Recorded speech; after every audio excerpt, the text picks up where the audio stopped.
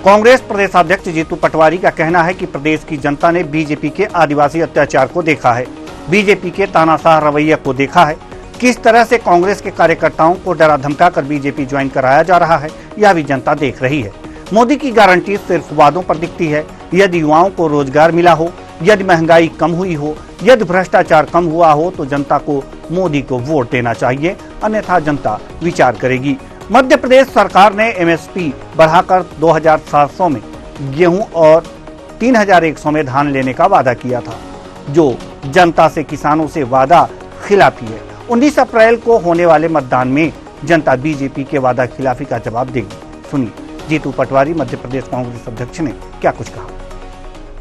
जो पहले चरण की 6 सीटें हैं उसमें से 4 सीटें कांग्रेस पार्टी अच्छे से जीत सकती है और मैं मानता हूँ चाहे कितनी भी कोशिश की हो इनने छिंदवाड़ा में, अमित शाह भी रात को किए, 5-6 मंत्री, मुख्यमंत्री ने दूसरे दिन इस्तेमाल किया और हद दर्जे की अराजकता राजनीति क्या होती है हमने सबने देखी, प्रदेश ने देखी।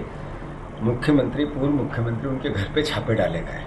मैं मानता हूं कि ये अपने आप में इससे पहले कभी किसी राज्य में नहीं हुआ, जो इस बार मध्य प्रदेश की सरकार ने उदाहरण पेश किए। तो मैं मानता हूं ऐसे में ये चुनाव बहुत महत्वपूर्ण हो जाता है, पर ये याद रखना चाहिए। मैं प्रदेश की जनता को और खासकर 6 सीटों पर परिवारजनों से अनुरोध करना चाहता हूं। आपको विचार करना पड़ेगा कि 5 गारंटियां मोदी ने दी थी।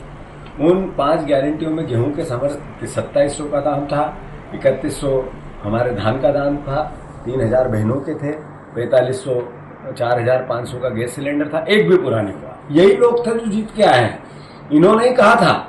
तो ये विचार वोट करते वक्त डालना, सोचना पड़ेगा कि मोदी जी ने 2014 में कहा कि आपके बेटे को रोजगार दूंगा। अगर आपके बेटे को मिल गया हो तो फिर मोदी जी का वोट बनता है, और नहीं मिला है तो फिर विचार करना पड़ेगा। जीतू पटवारी के आरोपों को दरकिनार करते हुए बीजेपी के नेता इस बार एमपी में क्लीन स्वीप की बात कह रहे हैं। बीजेपी का दावा है कि पिछली बार छिंदवाड़ा सीट रह गई थी, इस बार एमपी की सभी 29 सीटों पर बीजेपी की जीत होगी। सुनिए सत्येंद्र जैन मध्य प्रदेश भाजपा प्रवक्ता ने क्या कुछ कहा। देखिए, जीतू पटवारी जी को तो स्वयं ही ये मध्य प्रदेश की भगवान रूपी जनता ने पराजित किया हुआ है। वो अपनी विधानसभा सीट पर बहुत हजारों की मतों से चुनाव हारे हैं। तो मुझे लगता है जीतू पटवारी जी और पूरी कांग्रेस जो है ना, मुंगेरी लाल और जो मुंगेरी लाल के हसीन सपने देखने वाली बात करती है, शेख चिल्ली बन जाती है, दिन में स्वप्न देखने लगती है। और जिस प्रकार से नकुल नाथ जी भी कहते रहे कि उनके पिताजी कमलनाथ जी 7 दिसंबर को 2023 को मुख्यमंत्री पद की शपथ लेंगे। फूल सिंह बरैया जी भी कांग्रेस को 170 सीट देने का दावा करके अपना मुंह भी काला करा चुके हैं। और कांग्रेस के प्रवक्तागण और कांग्रेस की सोशल मीडिया की टीम अपने ट्विटर पे और बैनर फ्लैक्स में सब बार बार दावा करते थे कि इस बार कमलनाथ आ रहे हैं जनता का देने साथ, और ये सारा तो पूरी की पूरी कांग्रेस की टीम और कांग्रेस के नेतागण शेख चिल्ली और मुंगेरी लाल सिद्धू हैं। और रही बात ये जो पहले चरण के चुनाव में, लोकसभा के चुनाव में भारतीय जनता पार्टी को भगवान रूपी जनता समस्त सीटों पर आशीर्वाद दे रही है। मध्य प्रदेश में 29 की 29 लोकसभा सीट पर कमल खिलेंगे और भारत भर में 400 से अधिक कमल की माला लोकसभा सीटें जीत करके कमल रूपी माला को प्रधानमंत्री मोदी जी के गले में डालेंगे। तो अभी आपने देखा कि मध्य प्रदेश में किस तरह से आरोप प्रत्यारोप का दौर चल रहा है, एक दूसरे पर आरोप लगाए जा रहे हैं। बीजेपी छिंदवाड़ा में चक्रव्यूह की रचना कर दी है और इस चक्रव्यूह को एक तरह से कह सकते हैं कि भेदना जो है वो कांग्रेस नेता कमलनाथ और नकुलनाथ को है। कुल मिलाकर के देखा जा सकता है कि यही एक सीट है जो मध्य प्रदेश में जो कांग्रेस के पास है। 2019 के चुनाव में पूरा कांग्रेस का सुपड़ा यहां पर साफ हो गया था। एक सीट छिंदवाड़ा की सीट थी जहां पर नकुलनाथ विजयी हुए थे और सांसद चुने गए थे। आज इसी मुद्दे पर चर्चा करेंगे कि आखिर यहां पर जो वार्ड पलटवार हो रहे हैं, वास्तव में इस वार्ड पलटवार के मायने क्या हैं। तो इस विषय पर चर्चा के लिए हमारे साथ जो मेहमान जुड़े हुए हैं उनसे आपका परिचय करा दें। आदित्य नारायण उपाध्याय, वरिष्ठ पत्रकार, हृदय स्किरार जी, कांग्रेस प्रवक्ता, अजय धवले जी, बीजेपी प्रवक्ता मध्य प्रदेश। तीनों मेहमानों का बहुत बहुत स्वागत है हमारे इस कार्यक्रम में। चर्चा की शुरुआत करेंगे हृदय स्किरार जी। हृदय स्किरार जी, कांग्रेस प्रवक्ता, आपसे लगातार ये बातें होती रही हैं कि जो कांग्रेस है मुंगेरी लाल के हसीन सपने देख रही है और देखती रही है। विधानसभा चुनाव की अगर जो बात किया जाए तो अभी बीजेपी के प्रवक्ता ने यह कहा है कि शपथ दिलाई गई पहले ही कि फला तारीख को शपथ दिलाई जाएगी, कमलनाथ जी शपथ लेंगे, लेकिन ऐसा कुछ नहीं हुआ। शेख चिल्ली और मुंगेरी लाल के हसीन सपने कांग्रेस देख रही है। जी, क्या कहेंगे इस पर?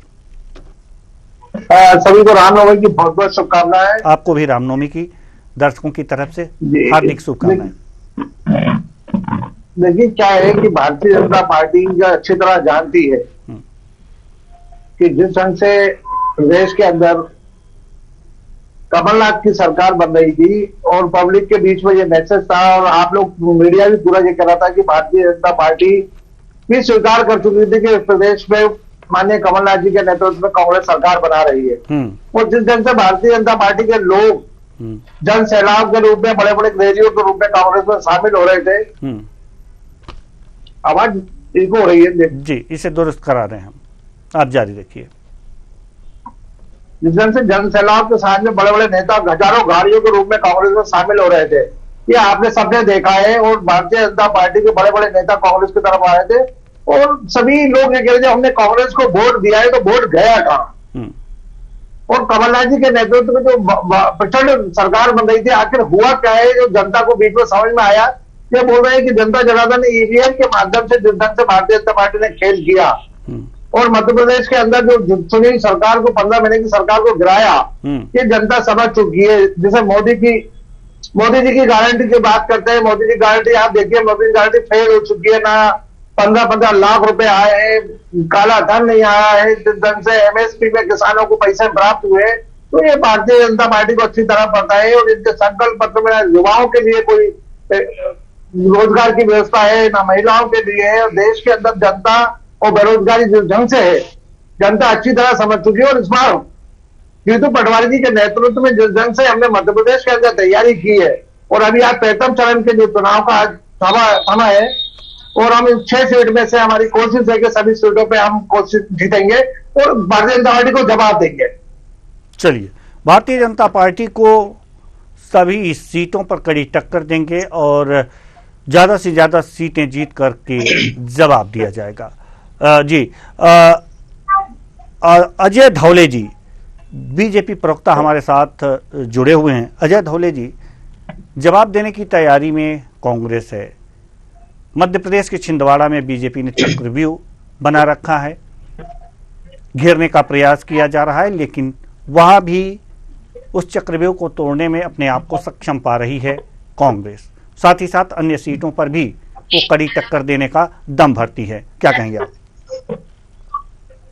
देखिए देवेंद्र जी, जिस दल ने देश में संकल्प पत्र के माध्यम से उन संकल्प पत्रों को साकार करने का काम किया है, जिस दल ने देश में जनहित और जनआकांक्षाओं का सम्मान किया है, निश्चित तौर पे वो दल ये दावा कर सकता है कि वो 370 सीटें समग्र रूप से, और उनका जो गठबंधन वो 400 सीटें जीतने जा रहा है। पहले फेज की अगर हम बात करें तो 6 लोकसभा सीटों पर पहले फेज में चुनाव है। इन लोकसभा की सारी सीटें भारतीय जनता पार्टी जीतने जा रही है। विषय एक था कि मोदी जी की जो देश को गारंटी थी, उस गारंटी को देश ने स्वीकार कर लिया। आज देश भी विश्वास करता है कि कोई अगर दल या कोई नेतृत्व अगर अपने बातों पे, अपने वादों पे अगर खरा उतरता है, अपने संकल्पों को पूरा करने का मार्ग रखते तो वो भारतीय जनता पार्टी है। आप देखेंगे हमारे स्थापना के समय से जो हमारे संकल्प है, आर्टिकल 370 का एब्रोगेशन हो, अयोध्या में राम मंदिर का निर्माण हो, यूनिफॉर्म सिविल कोड की हम बात करते थे, तो ये सारी बातें कहीं ना कहीं हमारा आज भी मुद्दा है। हम इन बातों पे आज भी कायम है। तो ये विचारधारा की लड़ाई होती है और भारतीय जनता पार्टी हमेशा विचारधारा पर अड़िग दल रही है। राष्ट्रहित हमारे लिए सर्वोपरि रहा है, उसी के तहत हम राजनीति करते रहे।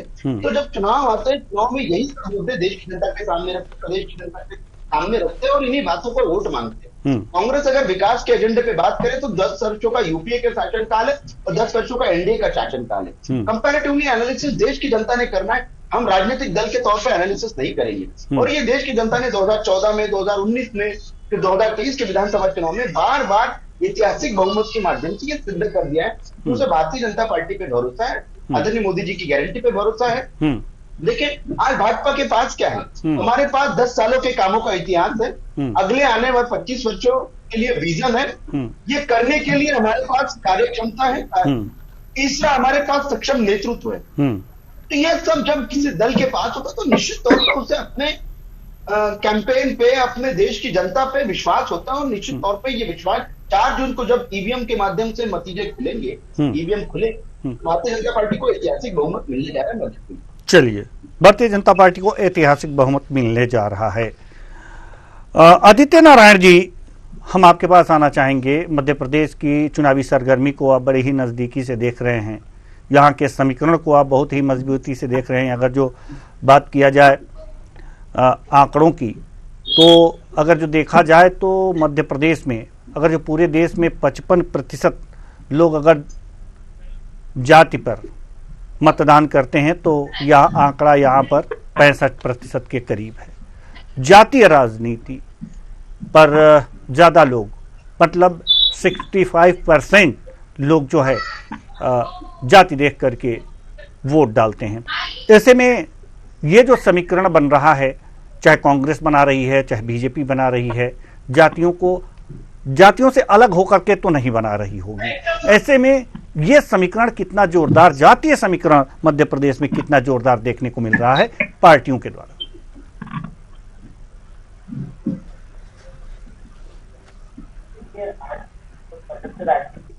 हो गया है वो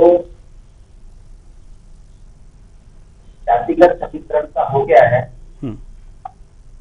कुछ कैंडिडेट समीकरण को ध्यान में रखते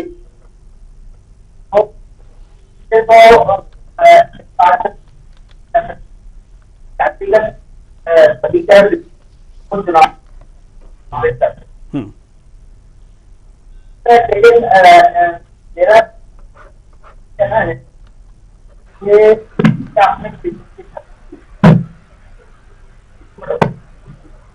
तो सकते हैं जी। आदित्य नारायण उपाध्याय जी, आपकी आवाज़ हम तक सही प्रॉपर वे में नहीं पहुंच पा रही है, तो हम आपके पास थोड़ी देर बाद आएंगे। हृदय किरार जी के पास जाना चाहेंगे। हृदय किरार जी, कांग्रेस प्रवक्ता हैं आप, क्या लगता है, ये तो हम पूछेंगे नहीं आपसे कि आप कितनी सीटों पे विजयी हो जाएंगे, क्योंकि अगर जो छिंदवाड़ा की बात करें, अगर उसका दम भरते हैं कि हाँ छिंदवाड़ा हम जीतेंगे, तो अगर वो जीत लेते हैं तो ज़्यादा उपलब्धि नहीं होगी। 2-4 सीटें और भी जीत लेंगे तो भी ये कहा जा सकता है, ये पूछना उचित नहीं है कि आप कितनी सीटें जीतेंगे। लेकिन जो जातीय फैक्टर है यहाँ पर मध्य प्रदेश में, उसको कितना ध्यान में रखा गया है रणनीति बनाते वक्त कांग्रेस द्वारा? देखिए, सबसे बड़ी चीज है कि व्यक्ति पार्टी के अंदर किस ढंग से ना पार्टिसिपेट करते हैं, व्यक्ति का कितना अपना महत्व है। जाति तो जरूरी है, जाति के बगैर तो है ना मध्य प्रदेश के पूरे देश में आपने देखा हो कि गणनात्मक रूप से हमारे राहुल जी ने भी कहा है कि जाति गणना होना चाहिए। जाति गणना के आधार पर सब व्यक्ति एनालिसिस होगा, किस समाज के कितने व्यक्ति किस समाज में कौन कौन पार्टिसिपेट कर रहा है, किसको प्रतिनिधि मिल रहा है, किसको प्रतिनिधि नहीं मिल रहा है। तो ये एक फैक्टर तो मायने रखता ही है। साथ ही हम लोग जो जिस ढंग से कांग्रेस पार्टी आज टिकट वितरण किया है, उन्हें एक एक व्यक्ति का एनालिसिस किया है कि वो व्यक्ति अपने समाज में पहुंच रखता है, जनता के बीच में जाते हैं, और युवा और खासतौर से ना ऐसे व्यक्तियों को टिकट दिया है, जैसे कमलेश्वर पटेल जी है, आपने देखा होगा, उनका अपना महत्व है। ओंकार सिंह मरकाम जी है, फकन सिंह कुलस्ते जी विधानसभा हार चुके हैं, तो वो सीट हम जीत ही रहे हैं सीधी से। हम जौलपुर सीट पर भी अच्छी फाइट दे रहे हैं। कुल मिला के देखा जाए तो 6 में से लगभग हम 4 सीटों पर तो काफी अच्छी स्थिति में, और 29 में से आप देखिएगा हम डबल अंकों पे पहुंचेंगे। और कांग्रेस पार्टी आने वाले समय में, मोदी की गारंटियां तो फेल हो चुकी है, और राहुल जी की जो कांग्रेस की गारंटियां है 5 का जो पंच है युवाओं के न्याय देना, क्योंकि आज देखो बेरोजगारी बहुत बड़े चरम सीमा पर पहुंच गई है।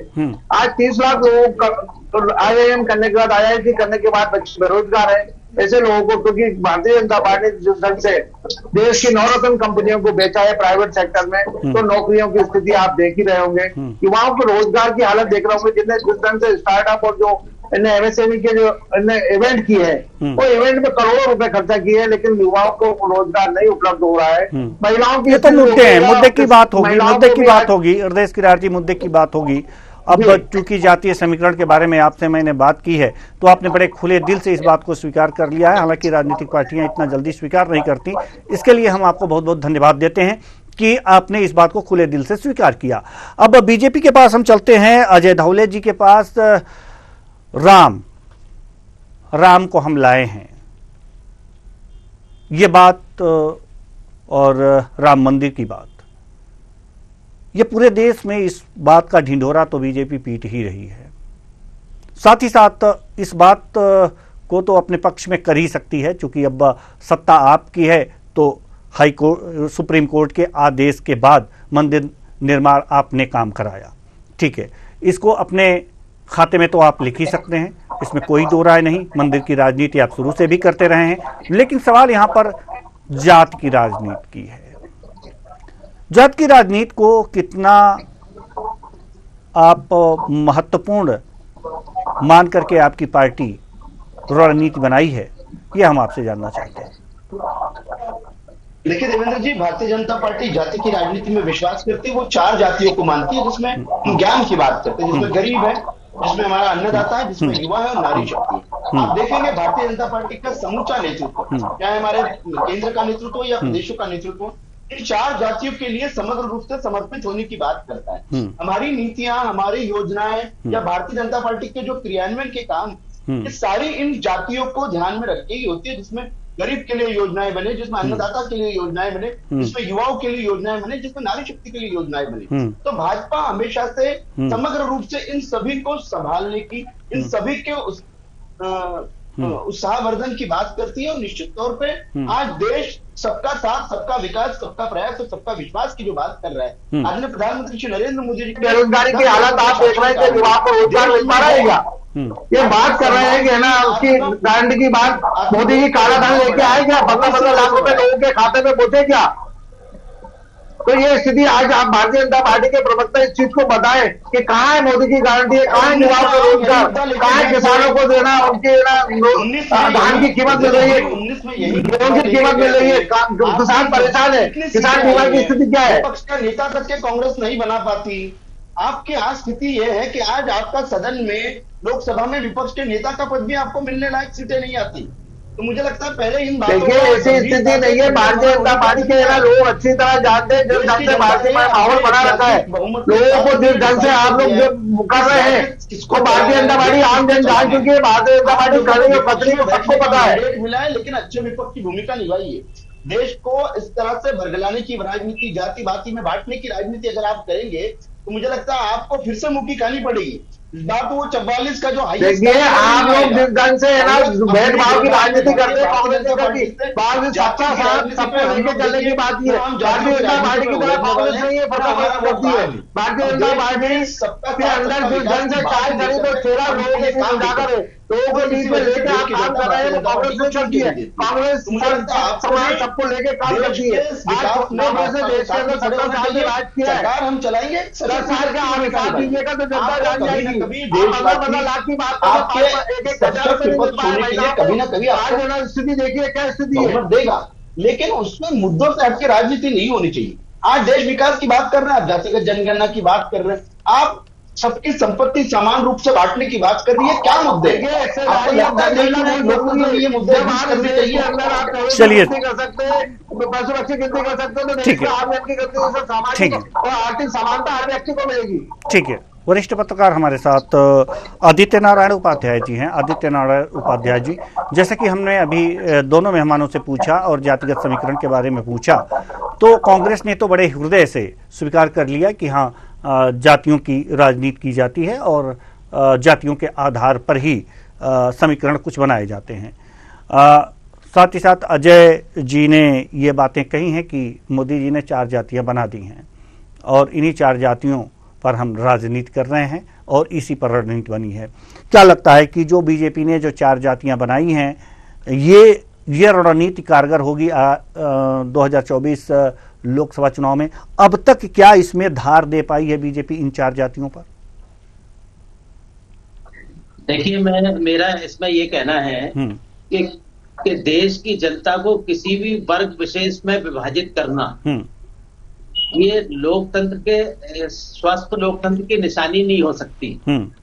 और कांग्रेस प्रवक्ता की इस बात के लिए मैं तारीफ करूंगा कि उन्होंने इस बात को स्वीकार किया है कि राजनीति में जातिगत समीकरण का अहम भूमिका है।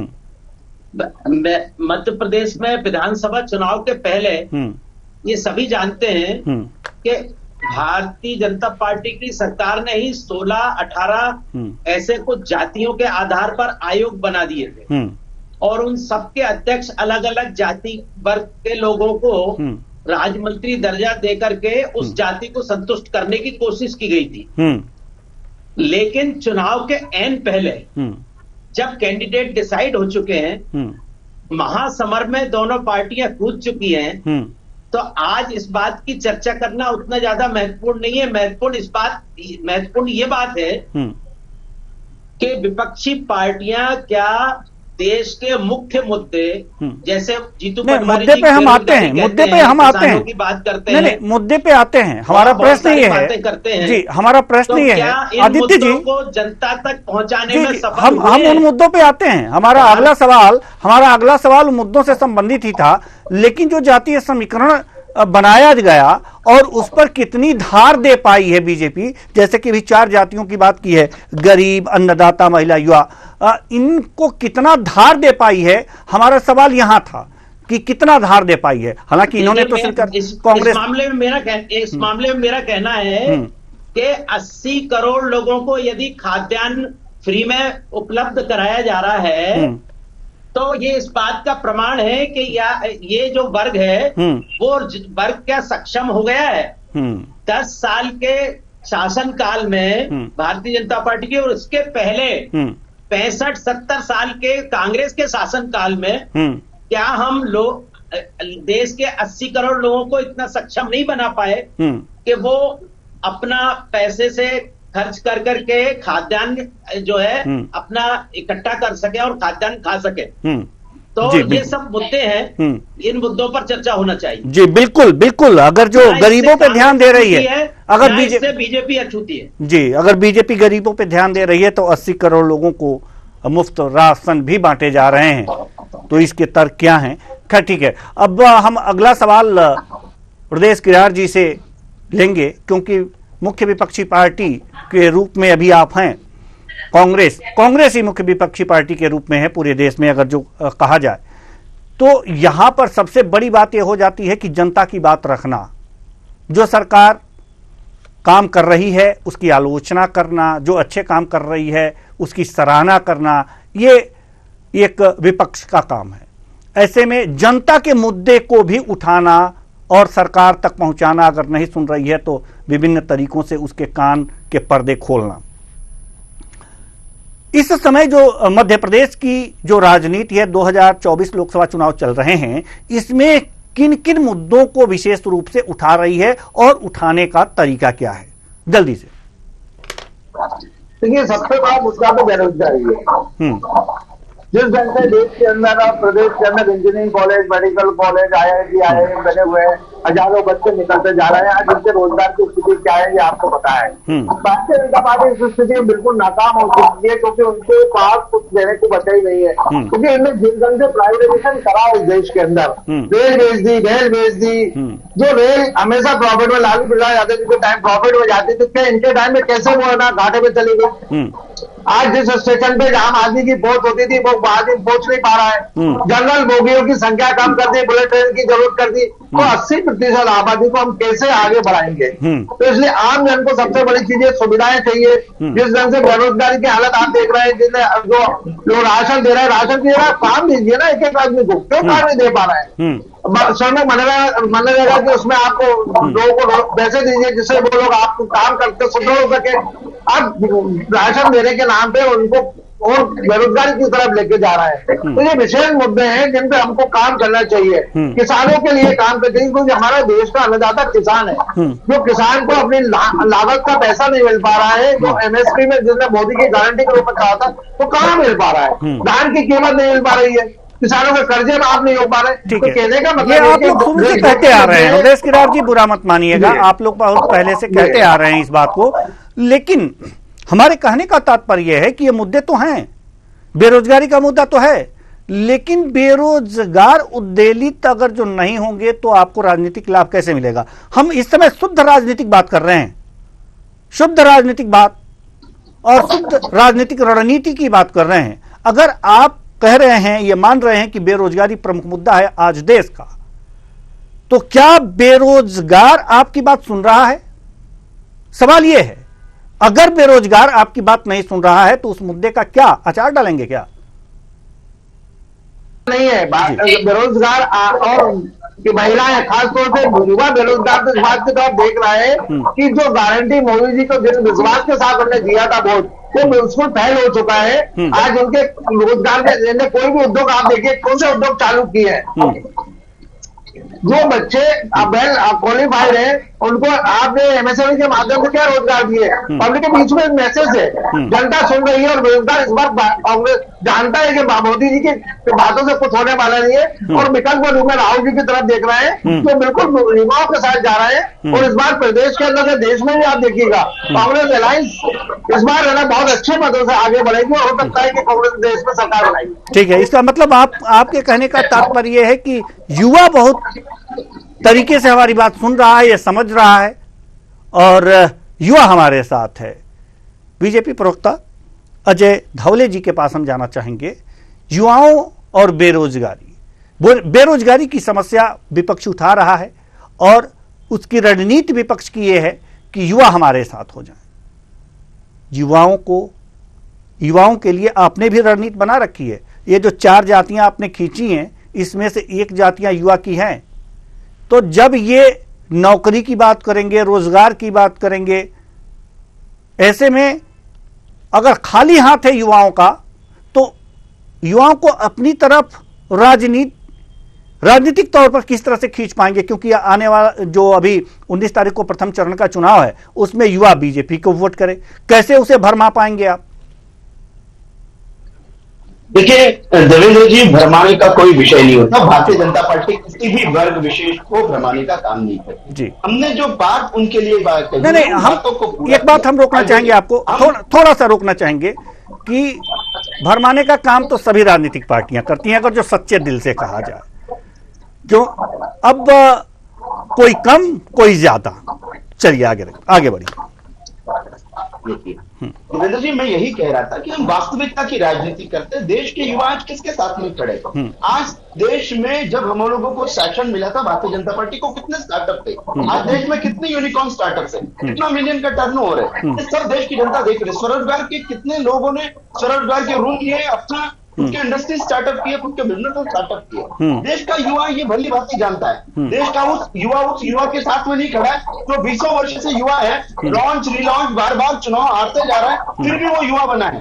देश का युवा उस 70 वर्षीय या 73 वर्षीय मोदी जी के साथ में खड़ा है, जो देश के युवाओं की बात है, जो शालीनता के साथ में, पूरी तन्मयता के साथ में देश हित में लगा है, जिसके लिए राष्ट्र सर्वोपरि है, जिसने अपने सार्वजनिक जीवन में एक भी छुट्टी नहीं ली। तो देश का युवा इन सब बातों को देखता है और वोट करते समय देश हित में, राष्ट्र हित में वोट करता है। चलिए ठीक है। वरिष्ठ पत्रकार आदित्य नारायण उपाध्याय जी हमारे साथ हैं। जैसे कि युवाओं पर दोनों पार्टियों ने रणनीति बना रखी है और दोनों पार्टियां दावा कर रही हैं कि हमारी जो रणनीति है युवाओं को हमारी तरफ लेकर आएगी, क्योंकि हम उनके लिए ठोस रणनीति बनाए हुए हैं।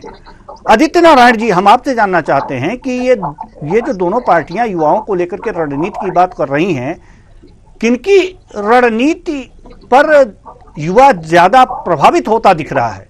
क्योंकि आप जमीनी स्तर पर इसका कैलकुलेशन जरूर कर रहे होंगे, खासकर गरीब, अन्नदाता, महिला और युवा पर।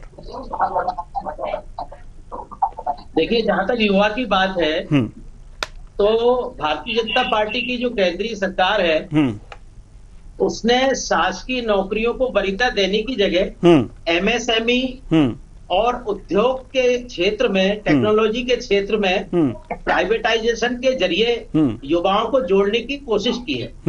और इसकी बहुत अच्छी योजनाएं 1-2 चल रही हैं जो आसानी से नए एंटरप्रेन्योर्स को लोन उपलब्ध कराते हैं और वो लोग जो है देश में और विदेश में जो है काफी अच्छा काम भी कुछ लोग कर रहे हैं। लेकिन इस श्रेणी में देश के 80% युवा नहीं आते। 80% युवा उस वर्ग से आते हैं जिनमें जो है एमएसएमई खोलने का, एंटरप्रेन्योर बनने का आत्मविश्वास अभी पैदा नहीं हुआ है जी। तो वर्तमान में युवा जो है, आज भी अधिकांश युवा शासकीय नौकरी की ओर आंख उठा के उम्मीद की नजर से देखना चाहते हैं। बिल्कुल। हालांकि धीरे धीरे शासकीय नौकरियां खत्म हो रही हैं। सरकारी पॉलिसी है चतुर्थ और तृतीय वर्ग के सारे काम जो है वो इन कर्मचारियों का काम कॉन्ट्रैक्ट पर देने के हैं। यहाँ तक कि रेलवे स्टेशन और बड़े बड़े संस्थान जो है कॉन्ट्रैक्ट पे जा चुके हैं। तो कॉन्ट्रैक्ट पे उद्योगपति यदि लेगा किसी संस्थान को तो वो जो है कर्मचारी अपनी शर्तों पर रखेगा। तो शासकीय नौकरी पे जो ज्यादा विश्वास करते हैं, नौकरी की जीवन की स्थिरता का विश्वास शासकीय नौकरी पर था, उस विश्वास को धीरे धीरे प्राइवेट संस्थाओं के विश्वास से जोड़ने की प्रक्रिया अभी बाकी है। और जब तक ये प्रक्रिया पूरी नहीं हो जाती, निश्चित तौर पर युवाओं में रोजगार के प्रति, शासकीय रोजगार के अवसरों के प्रति आकर्षण बना रहेगा। और इस आकर्षण को धीरे धीरे खत्म करने का और प्राइवेट नौकरी और उद्यमों की तरफ जो है युवाओं का उत्साह बढ़ाने के लिए बहुत प्रयास करना पड़ेगा सरकार को जी। और खासतौर पे युवाओं की जो विचारधारा है वो मुख्य मुद्दों से मोड़ने का काम जो है वो सरकारी, वो जो है राजनीतिक दल जो करते हैं उस पर विशेष ध्यान देने की बात है, क्योंकि ये चुनाव का मौका है। कौन सा दल है जो युवाओं को विचारधारा के तौर पर, चाहे वो वामपंथी हो चाहे दक्षिणपंथी हो, कोई भी हो, यदि विचारधारा के तौर पर उनको बांटने की कोशिश की जाएगी तो ये स्वस्थ लोकतंत्र का प्रतीक नहीं है। युवा यदि संगठित होता है, मोहल्ले का, शहर का, देश का युवा संगठित होता है तो वैचारिक क्रांति आती है, राजनीतिक क्रांति आती है। और उस क्रांति से नए नेता जन्म लेते हैं, नए दल भी जन्म लेते हैं। लेकिन आज की परिस्थिति ऐसी क्या है, आप हम सब जानते हैं। आज की परिस्थिति इस तरीके की नहीं है कि युवा नेता अपने विचारधारा के साथ में, अपने विचारों के साथ में, देश के प्रति संकल्प के साथ में संघर्ष करके स्वतंत्र रूप से आगे बढ़ने की कोशिश करें। इसलिए युवा तो अधिकांश युवा राजनीति की ओर देख ही नहीं रहे। बिल्कुल। तो ये स्थितियां हैं और अभी तो बहुत ढेर सारी समस्याओं पर और प्रश्नों के जवाब लेने थे, लेकिन समय इजाजत नहीं देता। इसलिए बहुत बहुत धन्यवाद तीनों मेहमानों का, आप आए और अपने अपने विचार साझा किए।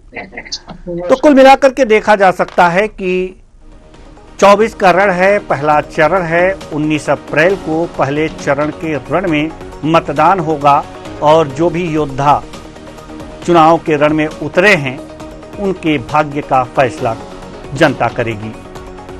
किसको अपने सर पे बिठाती है और किसको अपने नजर से उतारती है, ये देखने वाली बात है। लेकिन मुद्दे जो जनता से जुड़े हुए हैं, ये मुद्दे वास्तव में क्या लोकसभा चुनाव में काम कर रहे हैं? क्या राजनेता जनता को उनके मुद्दे के हिसाब से उनका लाभ दिखा रही है या फिर मुद्दों से इधर उधर ध्यान भटका रही है? यह देखने वाली बात है। जो भी होगा यह सामने आ जाएगा। लेकिन सवाल यहां पर यही है कि क्या राजनीतिक दल सही अर्थों में जनता की समस्याओं का समाधान कर रहे हैं? क्या राजनीतिक दल ये वादा कर रहे हैं कि युवाओं को वास्तव में रोजगार दिया जाएगा? और अगर रोजगार देने की तरकीब बना रहे हैं तो क्या पूरे युवा उस तरकीब से सहमत हैं या उसका लाभ ले पा रहे हैं? ये भी देखने वाली बात है। लेकिन सबसे बड़ी बात यहां पर यह है कि जनता किसके बातों पर, किसके वादों पर विश्वास करती है। जिनके वादों पर, जिनके बातों पर विश्वास करेगी उन्हें अपना मत जरूर देगी और उन्हें विजयी बनाएगी। फिलहाल 24 का रण है, पहला चरण 19 अप्रैल को है और 19 अप्रैल को क्या होता है ये 4 जून को पता चलेगा और हम लगातार आपको इस बीच की सारी खबरें आपको देते रहेंगे। फिलहाल इस कार्यक्रम में इतना ही। मुझे दीजिए इजाजत। नमस्कार।